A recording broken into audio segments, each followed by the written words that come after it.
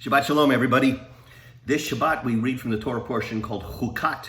It's found in the book of Numbers. A chok is a statute, a law. Chukat means the laws of, and the portion opens with the laws of what's called the red heifer. The red heifer, or the red cow, was a means for our Israelite ancestors to purify themselves if they had come in contact with a dead corpse, because coming in contact with something that's dead made you impure in ancient times. So the laws that God explains to Moses are to take this red heifer, burn it all up. Its innards, its outside, its dung, all the things of the cow, burn it up into ashes, mix the ashes in water, and then drink it. And the wonderful dichotomy here is that you would come in contact with these ashes of this dead cow, making you impure, but by drinking these ashes mixed with water, you would become pure because of your impurity. So it's kind of a dichotomy, but it's interesting nonetheless.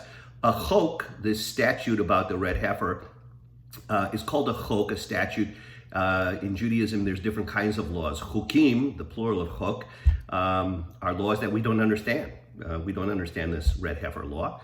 We don't understand laws of kashrut. It's just because God says this is a law, that you should do this. Many traditional Jews follow it. So those laws are special, chukim, that we don't understand. But there's a lot of other wonderful things that happen in this Torah portion, interesting things that happen in this portion. Immediately after this idea of the red heifer, there's an episode of where the Israelites go to Moses and Aaron, are complaining that there's no water. Well, because Miriam has died. They are mourning for Miriam, and with Miriam's death, it was through her merit that they've always found water in the wilderness. They can't find water. So God explains to Moses, go to this rock and speak to the rock. Tell the rock, give forth water. And Moses is kind of up to here with all of the angst and the anxiety and the complaining of the Israelites. And he and Aaron go to the rock. And of course, instead of talking to the rock, Moses takes his trusty staff. You remember the staff Moses always had with him, his shepherd's staff. It was the staff he used to smite an Egyptian taskmaster when he was beating a Jew. It was that staff he had with him when he encountered God at the burning bush. And God said, take your staff and throw it down when you go back to Pharaoh and demand his release of the Israelite people. And that staff turned into a snake. That staff, also Moses put it into the Nile River and turned it to blood red. So that was Moses' trusty staff. Even when the Israelites had escaped Egypt and they got to the shores of the Yam Suf, the Reed Sea or the Red Sea, Moses put the staff in the ocean, in the sea, and the water split. God split the water. So this was a big deal, his staff. So Moses takes this staff, and instead of talking to the rock like God had asked him to, or commanded him to, Moses strikes the rock with his staff, and the water comes gushing forth from this rock. But God's pretty unhappy with Moses because he didn't follow his instructions.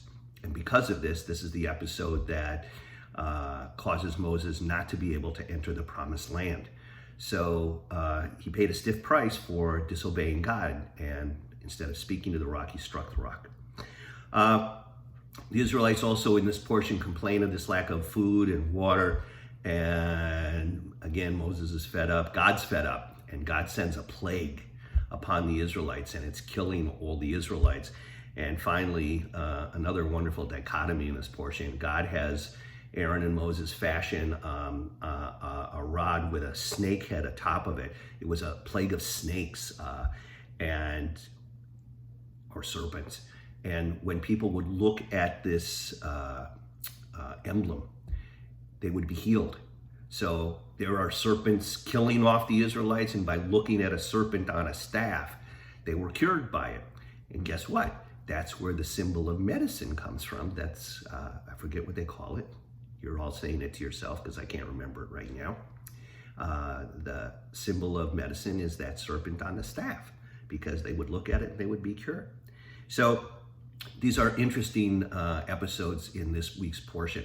But I'm struck, as the rock was by Moses' staff, by that incident. That staff, we know, was a great tool for Moses. It created miracles, and it was a source, I'm sure, of familiarity and comfort to Moses, that he always had this staff. So no matter what was going on, that staff he could use to help himself.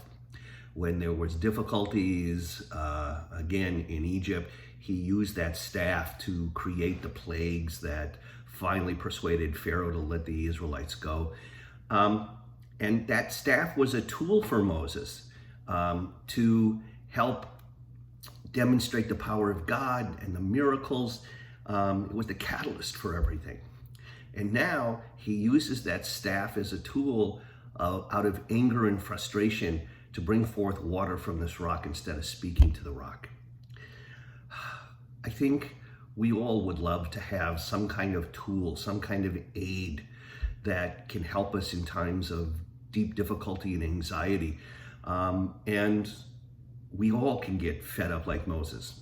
Aren't we fed up with what's going on right now in our world? The spike in the coronavirus, the face masks, the washing, the quarantining.